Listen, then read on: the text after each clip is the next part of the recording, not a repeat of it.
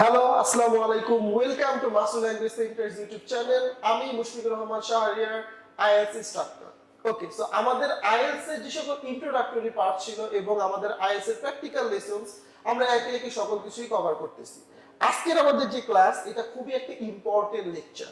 আমরা যারা আইএলটিএস দিব এবং আইএলটিএস দিয়ে আমাদের যে বিদেশের উচ্চশিক্ষার স্বপ্ন আমরা করতে চলতেছি, এই ক্ষেত্রে সবচেয়ে বড় বাধা আইএলটিএস এর স্পিকিং টেস্ট। এখন আইএলটিএস স্পিকিং কে বলা হয় সকলের ক্ষেত্রেই গলার কাটা, কারণ এই পার্টটা আমাদের সকলের জন্য খুবই হার্ড হয়ে দাঁড়ায়, কারণ আমাদের স্পিকিং এর দুর্বলতা এখনো রয়ে গেছে। আমরা স্পিকিং প্র্যাকটিস করতেছি, অনেক প্র্যাকটিস করতেছি, বাট আমাদের জড়তা কাটতেছে না, আমরা ফাম্বেল করতেছি, আমাদের কথা বলার ধরন এই আগের মতোই হইতেছে, বাংলাদেশি অ্যাকসেন্ট, আমরা অনেকে নোয়াখালী থেকে আছি, নোয়াখালীর ভাষায় ইংলিশ বলতেছি, অর্থাৎ অ্যাকসেন্ট আর কি। ধরেন ঢাকায় ভাষায় অনেক ইংলিশ বলতেছি, সো সকল কিছু মিলে আমাদের ইংলিশ বলাটাতে অনেক সমস্যা আসতেছে। এখন এই জিনিসটা দূর করার জন্য আমাদের কিছু জিনিসপত্র দরকার হয় এবং এই জিনিসপত্রগুলো নিয়ে আজকে আমাদের আলোচনা। আইএলটিএস এর স্পিকিং টেস্ট কি হয় এটা আমরা প্রিভিয়াস ভিডিওতে আলোচনা করেছি। আমরা আই বাটনে চেক করে নিব যে কোথায় আমাদের আইএলটিএস এর স্পিকিং টেস্ট হবে, কিভাবে হবে, কি কি থাকে, কি কি অ্যানসার দেওয়া লাগে, সকল কিছু নিয়ে আমরা আলোচনা করছি। আজকে এই স্পিকিং এর আমরা দুর্বলতাটা কাটানোর জন্য কিছু টিপস এন্ড ট্রিক শেয়ার করব, যাতে করে আমাদের এই স্পিকিং টেস্টে ব্যান্ড অ্যাটলিস্ট 7 থেকে 8 আসে। কারণ স্পিকিং এ যদি 7 পেয়ে যান আপনি, আপনার টোটাল আইএলটিএস এর ব্যাচ স্কোর খুবই ভালো আসবে, 6.5 এর নিচে তো আসবেই না। ওকে, সো আমরা কিছু আজকে স্পিকিং এর আইএলটিএস স্পিকিং এর অ্যাকচুয়ালি আইএলটিএস স্পিকিং এর জন্য কিছু টিপস এন্ড ট্রিক শেয়ার করব। ফার্স্ট অফ অল, আমরা যখন আইএলটিএস এর স্পিকিং টেস্টের জন্য অ্যাপিয়ার হই, এক্সামিনার যখন আমাদের কোয়েশ্চেন করে about ourselves, about the introductory parts, about some economical issues or our countries and etc etc, আমরা বলতে পারি, আমাদের মাথায় লাইন থাকে, বাট আমরা ফাম্বেল করে ফেলি অনেক সময়। এখন আমরা যারা এরকম লেক্সিক্যাল রিসোর্স যাদের কম, যারা স্পিকিং এর ক্ষেত্রে একটু পিছিয়ে পড়ে আছে, যাদের লেক্সিক্যাল রিসোর্স অনেকটাই বইয়ের মতো, আমরা গোরে বই বলি, ওয়েটরে ওয়েট বলি, ইটরে ইটি বলি। এখন এইটাতে ভ্যারিয়েশনস আনার জন্য আমাদের কাজ করা লাগে এবং যখন আমরা এই ভ্যারিয়েশনস হঠাৎ আনি তখন আমাদের জন্য এটা অনেকটাই টাফ হয়ে যায়, কারণ আমরা এটার সাথে ইউজ টু থাকি না এবং এই ইউজ টু না থাকার কারণে আমরা স্পিকিং এ পিছিয়ে যাই। এখন আমাদের ফার্স্ট অফ অল যেটা মাথায় রাখা লাগবে, প্রথম ট্রিক্স হইতেছে যখন আপনি এক্সামিনারের সামনে কথা বলবেন, আই কন্ট্যাক্ট তো থাকা মাস্ট। এক্সামিনার কোশ্চেন করলো, আপনি ফাম্বল করতেছেন, আপনি আটকে আটকে এরকম সাউন্ড করতেছেন, ধরেন একটা লাইন বলেন এরপরে এরকম জিনিসপত্র ইউজ করতেছেন। আপনার নেমের ক্ষেত্রে যদি আপনি মাই নেম ইজ এমন করেন, তাহলে মনে করবে এক্সামিনার মনে করবে আপনি আপনার নিজের ইন্ট্রোডাকশনই ভালো মতো দিতে পারতেছেন না, আপনি আদার জিনিস কিভাবে কথাবার্তা বলবেন। এখন আমরা এই জিনিসটা একদিনে তো রাতারাতি শেষ করতে পারবো না। ইনস্টেড অফ দিস, যখন আপনি এরকম ফাম্বল করবেন বা আটকে যাবেন, আপনি একটা শর্ট পজ দিতে পারেন। ধরেন এটার এক্সাম্পল এভাবে দেওয়া যায়, ধরেন আপনি আপনার ইন্ট্রোডাকশন দিতেছেন, আই অ্যাম মুশফিকুর রহমান শাহরিয়া। আমিও কিন্তু পজ নিছি, বাট আমি আই অ্যাম মুশফিকুর রহমান শাহরিয়া এইটা বলিনি। আমি ইনস্টেড অফ দিস আমি একটা ছোট্ট পজ নিছি যে I am Mushfiqur Rahman Shahria.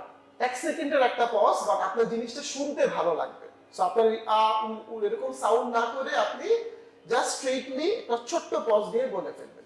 Second of all, অনেক স্টুডেন্টকে এক্সামিনার এরকম করে স্টপ করে দেয়। এখন এই স্টপ মানেই যে আপনার থেমে যাবেন এটা না। অনেকে মনে করেন স্টপ করছে মানে আমি কোনো কিছু রং অ্যান্সার দিছি, আমার কোনো কিছু হয়তো ভুল হয়েছে, এবং এই কারণে through out the exam the student বা ক্যান্ডিডেট অনেকটাই টেন্সড থাকে এবং স্ট্রেস আউট হওয়ার জন্য সে টোটাল এক্সামটা খারাপ করে। এবং লাস্টলি যারা যখন স্পিকারে শুনে জিনিসটা, তখন আপনাদের তো আপনার সিচুয়েশন তখন দেখবে না, তারা জাস্ট তখন শুনবে এবং আপনার মার্কিং করবে।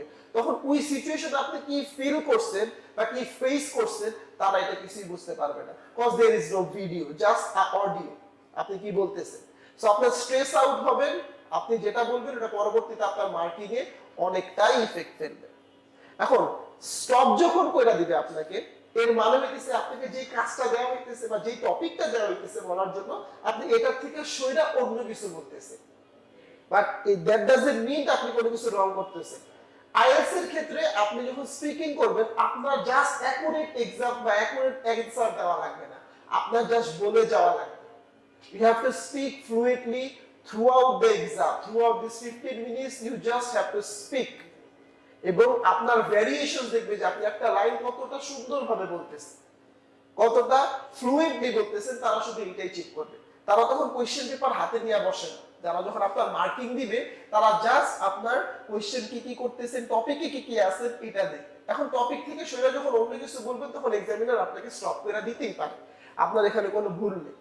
ওকে, অনেক এক্সামিনার তো আগে আগে বলেও দেয়, যদি আমি স্টপ করে দিই আপনি মনে করবেন না যে কোনো সমস্যা, আপনি বলবেন, টপিকে থেকে বলবেন। এখন আপনাকে যদি নিউজ পেপার নিয়ে বলতে দেওয়া হয়, আপনি নিউজ পেপার থেকে যদি টেলিভিশনে চলে যান, তারা অবশ্যই আপনাকে স্টপ করে দেবে, cause you were meant to speak only for newspapers, not TVs. Okay, third যে জিনিসটা অনেক স্পিকিং টেস্টে হয়, ম্যাক্সিমাম স্পিকিং টেস্টে হয়, যে জিনিসটা আমি দেখছি, আমি নিজে লক্ষ্য করছি, যে ক্যান্ডিডেটসরা সামনের জন্য এক্সাম দিতেছে, ওই 15 মিনিটস এতটাই স্ট্রেস আউট হয়ে যায় যে তার এক্সাম দিতেছে আমার কি কি না হবে।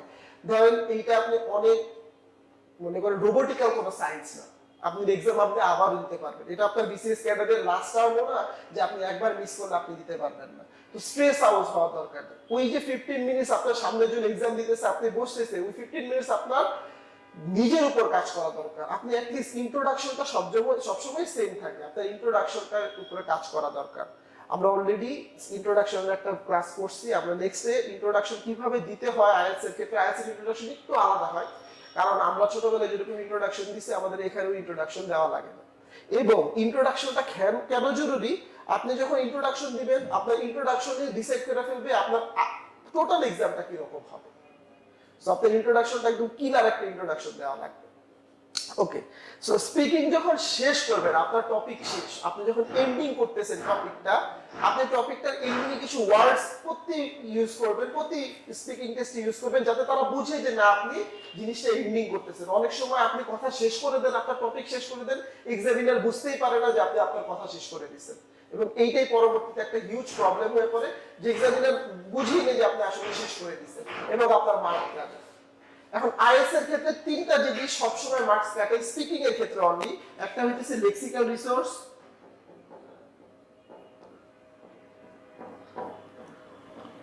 একটা হইতেছে কোহেরেন্স, আর লাস্টলি ফ্লুয়েন্সি। এই তিনটার ভিতরে কোথাও কিন্তু দেখা মানে উল্লেখ করা নেই যে আপনার কারেক্ট ইনফরমেশনই দেওয়া লাগবে, জাস্ট আপনার লেক্সিক্যাল রিসোর্সটা ঠিক রাখা লাগবে। আপনি ইজি ইংলিশ যাবেন, একটু মডার্ন হবেন, কারণ পুরো দুনিয়া এখন ডিজিটাইজড হয়ে গেছে, আপনি একটু ডিজিটালাইজ হওয়া লাগবে নিজেরও। ওকে, সো লেক্সিক্যাল রিসোর্সটা এরকম গ্লোরিফাইং ওয়ার্ডস ইউজ করা দরকার নেই, আপনি সিম্পল ইংলিশ ইউজ করুন, বাট একটু ডিফারেন্ট ওয়েতে। আপনি এখন ইনক্রিজ ওয়ার্ডটা অনেক ইউজ করেন, কোনো কিছু বেড়ে যাওয়াতে ইনক্রিজ ইউজ করতেছেন, ওইখানে যে আপনি ইনহ্যান্স ইউজ করতে পারেন। এরকম জিনিস দেখবে যে আপনি কতটুকু জানেন, আপনার রিসোর্সটা কতটুকু, এই রিসোর্সটাকেই বলা হয় লেক্সিক্যাল রিসোর্সেস। ওকে, নেক্সট হচ্ছে কোহেরেন্স। কোহেরেন্স আইএলটিএস এর রাইটিং এর ক্ষেত্রে এবং স্পিকিং এর ক্ষেত্রে, দুইটার ক্ষেত্রে খুবই গুরুত্বপূর্ণ। আপনি যখন একটা লাইন শেষ করবেন, পরের লাইনের সাথে আপনার কানেক্টিভিটিটা রাখা খুবই জরুরি, যাতে এক্সামিনার ইন্টারেস্টেড ফিল করে আপনাকে শোনার জন্য। সে যাতে আপনার কথাবার্তা শুনে নিজেও ইন্টারেস্টেড হয় পরবর্তীতে আপনি কি বলবেন, সে যাতে বোর না হয়। ওকে, সো আপনার এই কোহেরেন্স ইউজ করা লাগবে। আপনার এরকম কিছু ওয়ার্ড শেখা লাগবে। ধরেন আপনি একটা সেন্টেন্স করতেছেন, এরপরে বলতে পারেন হাউএভার, মোরএভার।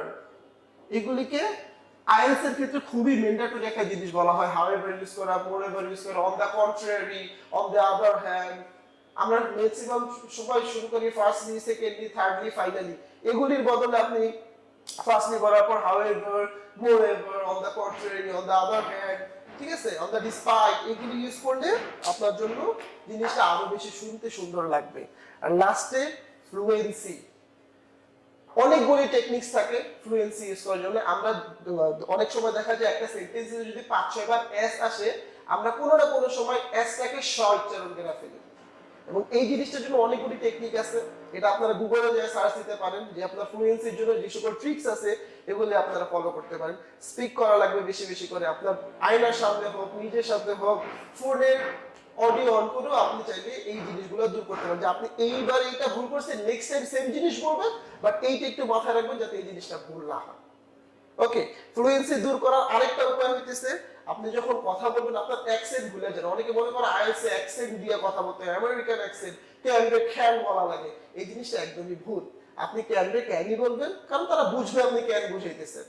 আপনি ক্যানরে খ্যান করতে যদি কেন করে ফেলেন তাহলে কিন্তু আমার সমস্যা আছে। তো আপনি ক্যানরে ক্যানই বলবেন, আপনার কোনো অ্যাকসেন্টে বলার দরকার নেই। ফ্লুয়েন্সি এরকম হওয়া উচিত যে আপনি কথা বলাতে আটকাইতেছেন না। দ্যাট ডাজন্ট মিন আপনার অ্যাকসেন্টে কথা বলা লাগবে, একটু স্টাইলিশ বলা লাগবে। ওকে, আপনি যদি ওই ইন্টারভিউয়ার বা আপনার এক্সামিনারের সামনে যদি বেশি স্টাইল দেখাইতে যান, আপনার অবশ্যই কোনো না কোনো জায়গায় আপনি ফাম্বেল করবেন। আর ফাম্বেলে ব্যাড স্কোর কাটা যায়। আপনি যদি 5 বার ফাম্বেল করেন, আপনার একবার ব্যাড স্কোর কাটা যাবে, আমি দেখছি। এবং যারা আইএলটিএস এর টেস্ট নেয় তাদের আমি জিজ্ঞাসা করছি যে আপনাদের এই এক্সামে আপনি কোন কোন জায়গায় ব্যাড স্কোর কাটা যায়, ম্যাক্সিমাম বলছে এই ফাম্বেল করার জন্য আমরা আইএলটিএস এর ব্যাড স্কোর কাটা দিই। কারণ আপনারা পাবলিক স্পিকার হবেন ইন ফিউচার, আপনি পড়াশোনা করতেছেন, আপনার অবশ্যই পাবলিক স্পিকার হওয়া লাগবে একদিন না একদিন। সো আপনার এই জিনিসগুলি মাথায় রাখলেই আপনার আইএলটিএস এর স্পিকিং এর জন্য আর কোনো সমস্যা হবে না। এখন আইএলটিএস এর স্পিকিং এর জন্য প্র্যাকটিস কিভাবে করা যায়?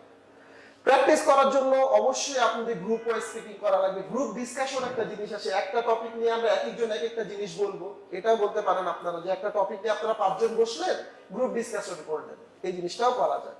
এরকম জিনিসপত্র যদি মাথায় রেখে আপনারা প্র্যাকটিস করেন, দেন আপনার আইএলটিএস এর ওয়েতে প্র্যাকটিস করেন, কোশ্চেনের অ্যান্সারটা নিজে এক্সামিনার হন, নিজে স্পিকার হন, তাহলে আইএলটিএস স্পিকিং এর ক্ষেত্রে আর দুর্বলতা থাকবে না। আশা করছি আপনাদের এই জিনিসগুলি আইএলটিএস স্পিকিং এর ক্ষেত্রে অনেকটা ইফেক্টিভ হবে।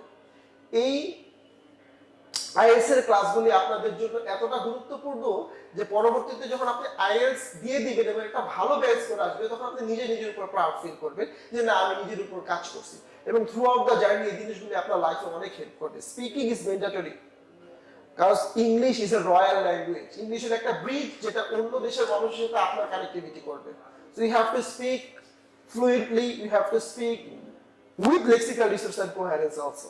Okay, so এই ছিল আমাদের IELTS এর স্পিকিং এর কিছু tips and tricks. Hope you guys will like this video. We're gonna meet in the next slide with another topic. Till then, have a great journey in IELTS. We're gonna meet in the next video. Goodbye.